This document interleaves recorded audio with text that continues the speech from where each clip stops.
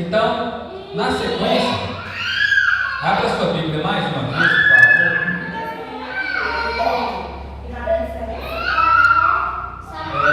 Agora, na primeira carta que o apóstolo Paulo escreveu aos Coríntios.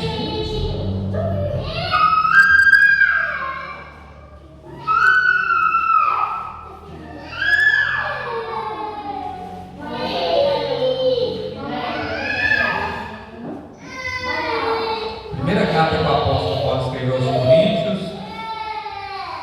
capítulo 6. Os nossos versículos serão do 9 ao 10.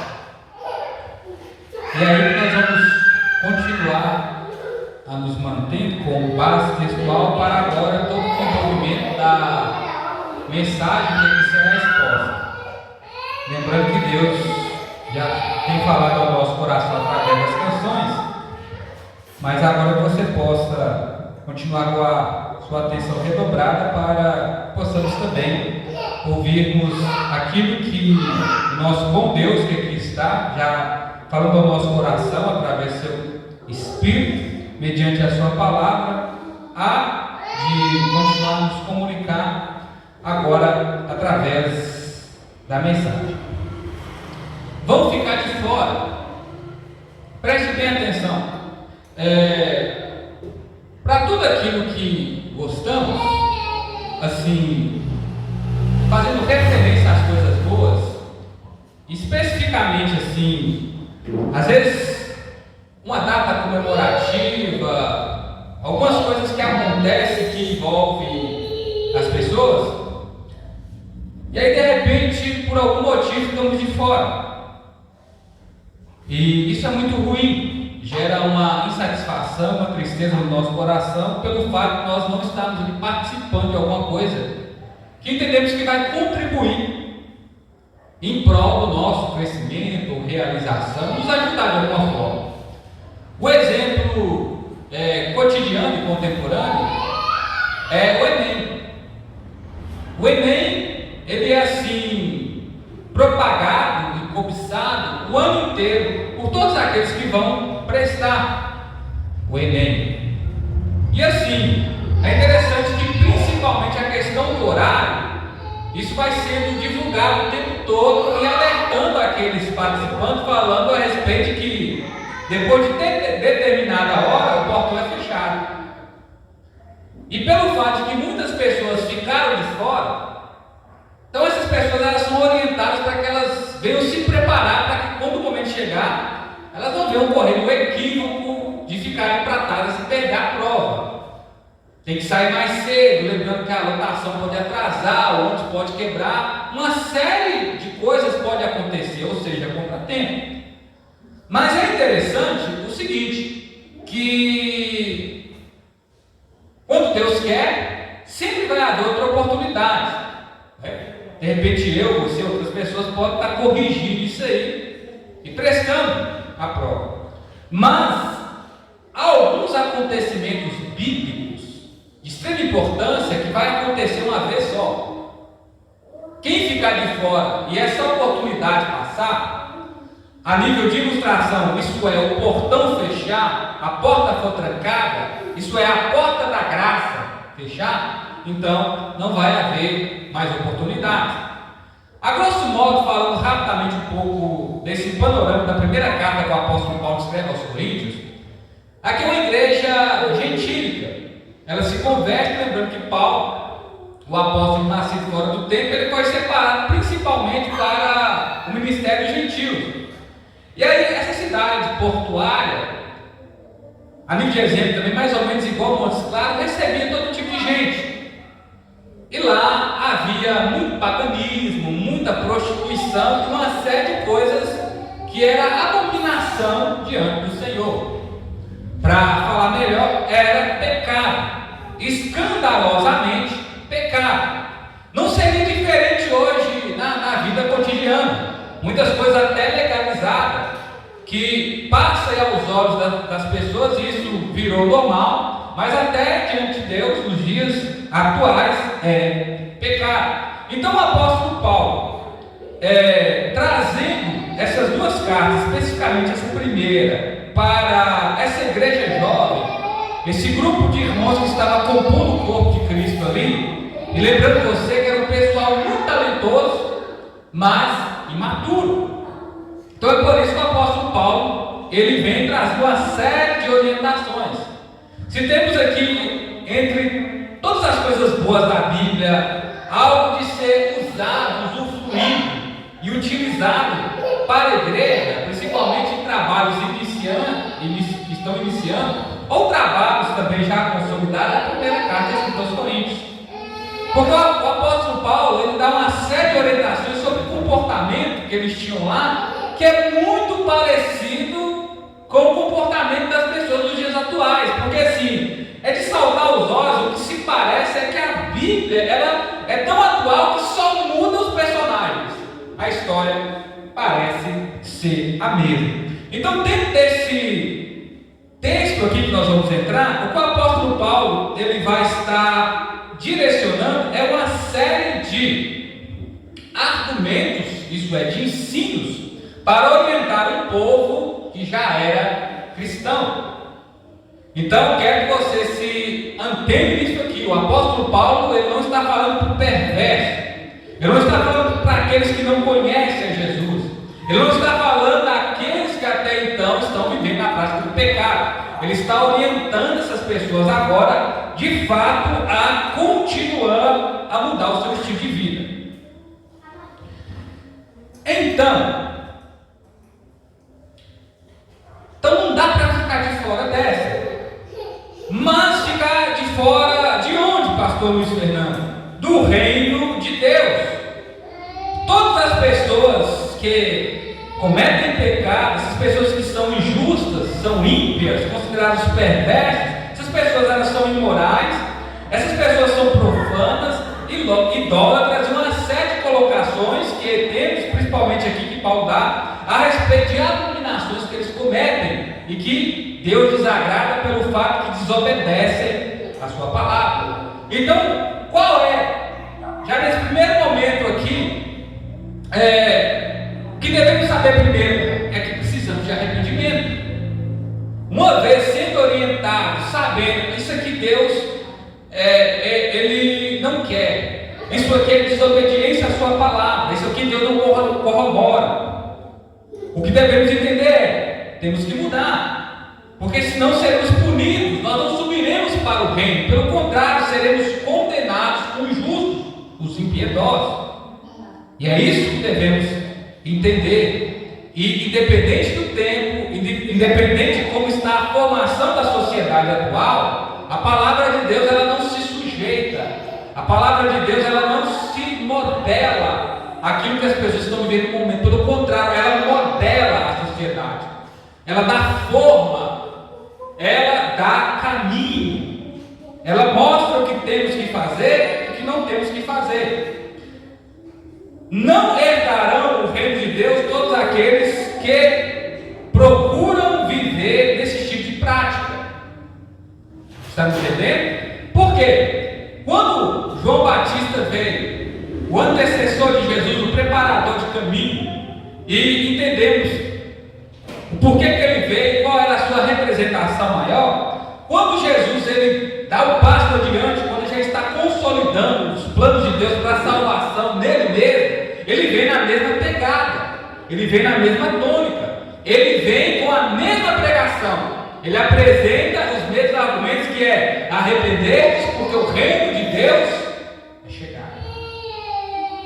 Então, assim, hoje o que nós temos é muita justificativa, hoje o que nós temos são muitos argumentos, mas o tempo todo eles estão fora de contexto bíblico, porque aquilo que é imoral diante de Deus, não importa o tempo, vai continuar sendo imoralidade. E os versículos 9 e 10, o apóstolo Paulo nos apresenta o seguinte, na sua primeira carta escrita aos Coríntios, capítulo 6: não sabeis que os injustos não herdarão o reino de Deus? Não vos enganei, nem os imorais, nem os idólatras, nem os adúlteros, nem os que se submetem a essas práticas homossexuais, nem as que procuram, nem os ladrões, nem os avarentos, nem os bêbados, nem os caluniadores, nem os que cometem fraudes herdarão o reino de Deus. Entre aqui alguns exemplos que ele deu, entre outros que temos, tudo aquilo que é prática, contraditória, a ordem natural daquilo que Deus nos fez para ser, mediante ao crivo da sua palavra, é pecado. O que Deus espera é que possamos, todos nós, dentro das nossas limitações e pecados, dentro de tudo aquilo que cometemos que desagrada a Deus, abrir mão disso, parar com essas práticas e lutar para vivermos uma vida que agrada a Deus. É claro que, principalmente nesse mundo atual, as pessoas não pensam mais assim. Isso está sendo contraditório até, principalmente nas igrejas contemporâneas. Todos que vivem na injustiça, que são atos pecaminosos, aquelas pessoas que vivem na imundície do pecado, elas não chegarão até o céu. Hoje, as pessoas têm até a audácia de dizer: eu vou para o céu, porque Deus amou o mundo, Deus me amou. Então, assim, há o céu da boca da onça, não é? Aqui, mais uma vez, a nível de ilustração.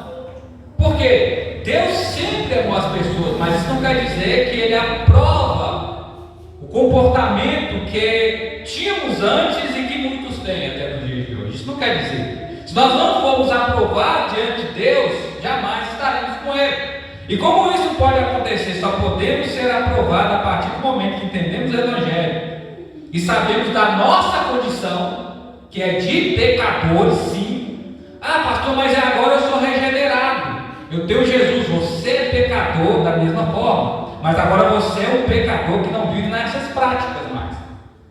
Nós temos um rótulo diferente daqueles que continuam nessas mesmas ações. Então, assim, o pecado tem desviado o coração de muitos da presença de Deus.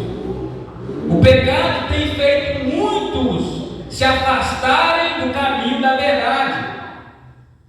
O pecado tem feito as pessoas serem injustas diante de Deus. Mas o que nós mais percebemos nos dias de hoje é o que é comum nós como seres humanos, desde que Adão pecou e Eva foi enganada e a humanidade caiu, de nos auto-justificarmos. Mas isso não tem valor diante de Deus no termo de salvação. Aqui a questão é salvação, entrada no reino de Deus. Cada um, não é? Depois que principalmente atinge a maturidade, pode ter as suas práticas, pode viver da forma que quiser. Mas devemos entender que Deus, Ele aprova esse tipo de vida ou Ele desaprova? Essa questão de justiça é aprovação, é retidão, é saber que uma coisa está balanceada ou balizada. Nós podemos assim pensar.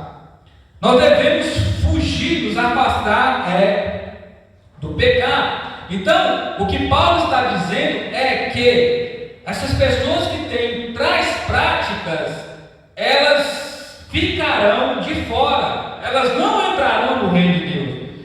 E o termo aqui para ele alojar esses exemplos é de injustos e imorais. E aqui ele nos deu alguns exemplos, idólatras. Hoje a idolatria, irmãos, ela está assim cada vez mais poderosa no coração das pessoas. Às vezes nós tínhamos assim uma ideia e pegávamos aquilo como base para identificar a idolatria. Hoje a idolatria ela está muito mais poderosa. A idolatria hoje de repente são as coisas boas que afastam as pessoas de Deus, a tal ponto de vencê-las, delas não conseguirem servir a Deus nesse momento, assim de repente tão bom que elas têm vivido. Imorais. A imoralidade, irmãos, ela virou algo normal na vida das pessoas. Estamos vivendo um tempo que a imoralidade ela não pode nem ser combatida. A imoralidade ela está visível aos nossos olhos de maneira escandalosa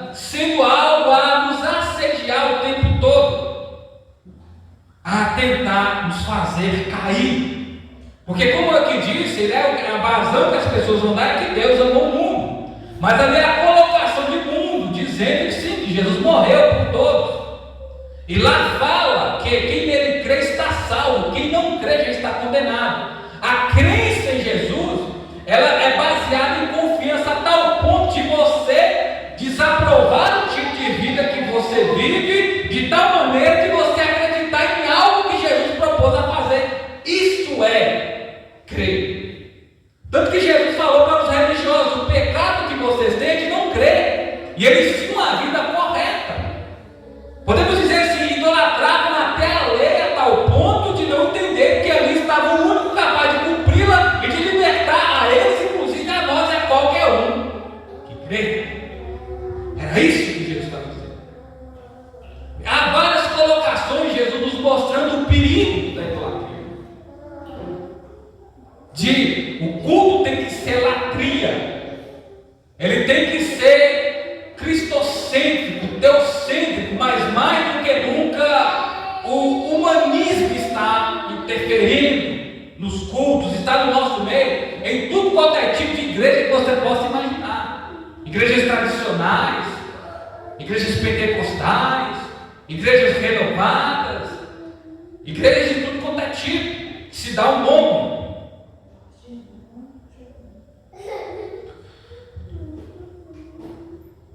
Por isso que nós devemos pedir para que Deus ele venha eliminar do nosso coração tudo aquilo que nos leva a viver uma vida de idolatria. Os adúlteros, aqueles que praticam sexo de todo tipo que você possa imaginar que não é o padrão bíblico, que foge da ordem natural daquilo que Deus fez. A luxúria, irmãos, está como um véu a cegar o coração das pessoas, a ponto de elas não conseguirem enxergar a beleza do céu, alimentando a carne de muitos. Porque se nós nos tornarmos amiguinhos do mundo, automaticamente somos inimigos de Deus. Essa é a ideia de mundo. Nem sempre o mundo na Bíblia quer dizer algo, uma coisa boa. Depende do contexto daquilo que o autor está querendo dizer a respeito disso. Nós não podemos inverter a ordem e a função das coisas. Deus é o mesmo o tempo todo. A palavra de Deus não pode ser alterada, porque ela é a única maneira de combater todo tipo de pecado que tenta nos fazer parar, não nos deixar entrar no reino de Deus, não nos deixar ter com Deus. Não fique de fora do reino de Deus. Jesus abriu essa oportunidade para todos, mas ela vai passar. Não herdarão o reino de Deus todos que cometem essas práticas, ficarão de fora. Não sou eu que estou dizendo, não sou eu que estou afirmando, não sou eu que estou aplicando isso aqui. Ele está sendo literal, ele está sendo prático nesse momento. Paulo ele está sendo muito específico no que ele está exclamando, o que ele quer dizer, no que ele está nos informando. Ele está dizendo: vai ficar de fora. Por quê? Essa ideia, como eu falei, ela vai depender da graça de Deus que nos leva ao arrependimento. Porque para o povo de Deus, como eu aqui falei, trouxe referência a João, que falou a respeito do reino como Jesus. Quando João ele foi conversar com o próprio povo histórico de Deus, aqueles que cortinariam ali até a vida do Senhor, o que João falou para aquelas próprias pessoas? Raça de víbora, quem nos ensinou a fugir da ira vindoura? Portanto, arrependei-vos e ter frutos de arrependimento. Não é muito tempo atrás, irmãos, eu não sou muito velho não, mas há 20 anos aí era muito comum a gente arrepender desse pecado. Não era uma questão de medo de ir para o inferno, era uma questão de amor a Deus. Hoje isso está cada vez mais extinto no nosso meio. Para nós, servos do Senhor, para nós que fomos transformados pelo sangue de Cristo, para nós que temos sim vivido uma vida de santidade, colocado diante do Senhor a nossa vida, mediante tempos tão difíceis, sim herdaremos o reino dos céus, não por causa dos nossos méritos, mas por causa daquilo que Cristo fez por nós na cruz. Aquilo que Jesus fez é correto e corrige a nossa vida. O perverso, o pecador declarado, aquele que se constitui inimigo de Deus, essas pessoas ficarão de fora pelo simples fato de que elas não querem se sujeitar à palavra de Deus. Elas não querem ter uma fé firme e consolidada em Cristo a ponto de serem transformadas, regeneradas, a ponto delas nascerem de novo. Aqueles que nasceram do alto, não da carne, nem da vontade do homem e da mulher, mas aqueles que nasceram de Deus, aqueles que nasceram da água e da palavra, esses estarão no céu. Esses serão aprovados.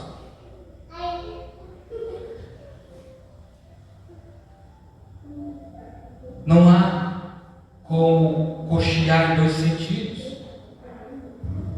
Temos que servir a Deus. Temos que ter um só Senhor.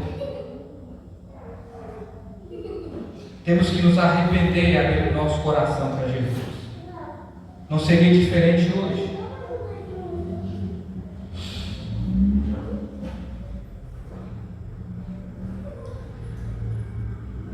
O que nós vemos hoje são pessoas que, aqui o que Paulo fala é a questão da embriaguez, não é? Aquilo de você perder a sanidade, aquilo de você não ter, não só a coordenação, mas concepção daquilo que você está fazendo, você perder a lucidez.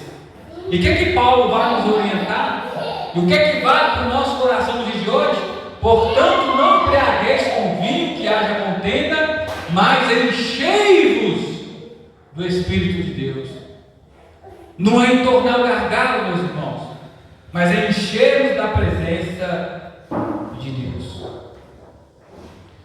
E ele diz aqui ainda, aqueles que cometem crimes, aqueles que dão falso testemunho, aqueles que contam mentira, aqueles que são caluniadores, as pessoas também ficarão de fora. Não é só uma questão de práticas sexuais ou imorais, mas é tudo aquilo que destrói não só a sua mente, mas também o seu corpo. Paulo vai continuar dizendo dentro aqui desse mesmo conjunto, falando o seguinte: não sabeis vós que sois templo do Espírito Santo? Então assim, alguns até dizem, né? A carne é fraca, mas o Espírito é forte. Não somos todos fracos, somos todos fracos ou fortes. Devemos buscar força em Deus, porque a minha mente não vai para lá e meu corpo não vai para cá. Não existe isso. Não é o meu espírito caminhou para lá, mas meu corpo é um conjunto. Você já percebeu que às vezes quando uma pessoa fica ali, machuca o corpo, tem hora que afeta até o quê? A mente. Então assim, nós devemos servir a Deus em tudo. Qualquer coisa que façamos, devemos fazer para a glória de Deus. Devemos viver uma vida que respira Deus. Mas como vamos fazer isso? Se nós não temos nos descolado dessas coisas, e como nós vamos fazer? Não há outra possibilidade, não há como fazer isso, não há como lutar contra isso, se não for praticando a palavra de Deus. Precisamos não só converter-nos de verdade, mas conservar a palavra de Deus no nosso coração. Não herdarão o reino de Deus todos aqueles que não foram purificados no sangue de Jesus. Essa é a máxima. Todos aqueles que não foram purificados no sangue do Cordeiro, essas pessoas não herdarão o reino de Deus. Versículo 11.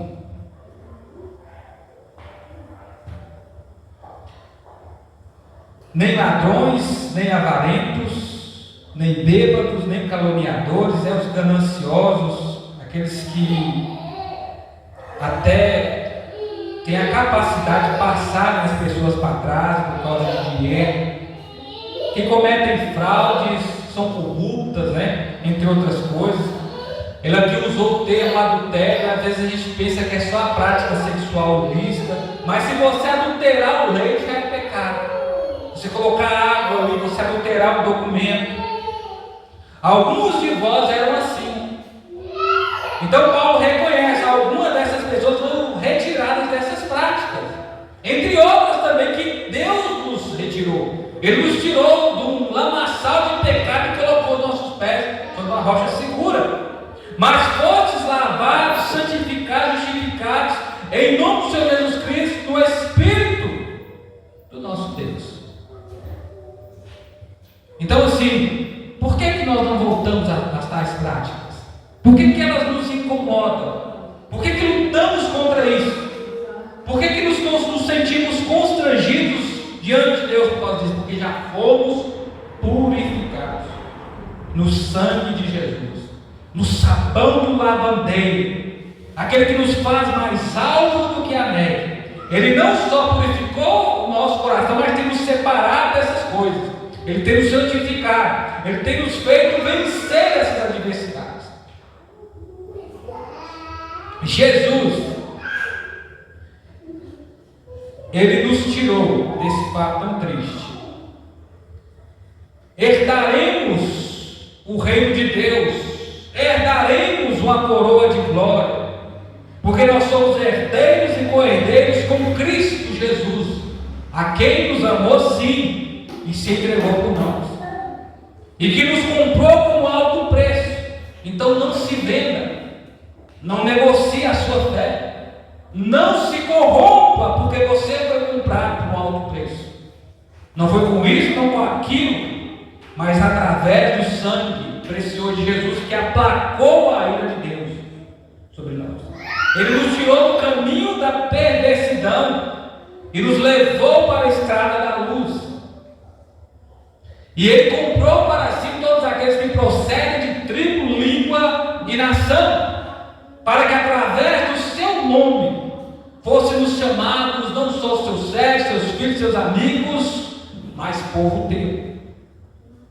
Então, irmãos, temos que fazer aquilo que a palavra de Deus nos fala em Apocalipse: fugir dessa Babilônia, essa Babilônia atemporal e cotidiana que está aí tentando nos sujar diante de Deus, tentando nos tornar imundos diante do Senhor. Nós estamos falando do mesmo Deus que vai nos manter aptos até Jesus voltar. Não se venda por nada, porque Jesus te comprou com o seu próprio sangue. O Espírito de Deus vive em você. A graça do Senhor não falha e é suficiente para nos aperfeiçoar diante das nossas fraquezas. Pratique a palavra de Deus e você vai vencer todos os levantes, inclusive a você mesmo, mortaçando a sua carne, e vivendo no Espírito para Jesus. Entregue o seu coração a Ele, confia nele e no mais, tudo Ele fará. Amém? Pai querido, te agradecemos por essa mensagem. Nos leve em paz, assim como o Senhor nos trouxe, que as duas consolações do Teu Santo Espírito permaneçam sobre nós para todos sempre. No nome de Jesus. Amém.